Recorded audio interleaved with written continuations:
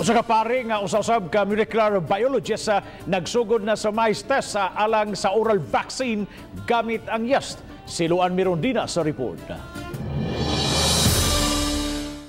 Sa messenger message nga gipada ni Father Nicanor Austriaco, usa ka Filipino priest nga molecular biologist, iyang gipahibaw nga nagsugod na ang ilang mais studies gamit ang oral vaccine nga ginama gikan sa yeast. Gihangyo niya ang mga Pilipinhon nga iampo ang kalampusan sa ilang gihimong pagtuon.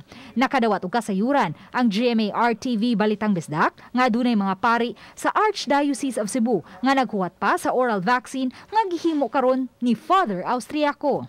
Nang hinangop si Arsobispo sa Sugbo Jose Palma sa kalambuan, apan miangkon nga dugay-dugay pa kining magamit. Because it's cheap and certainly knowing him to be a priest, but also very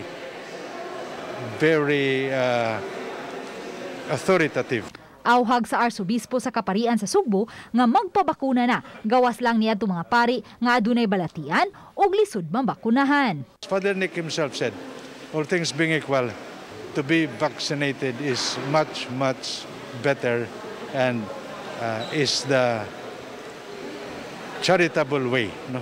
Uban ni Philip Patricio o Marlon Melgazo, Luan Mirondina, Balitang Bisdak.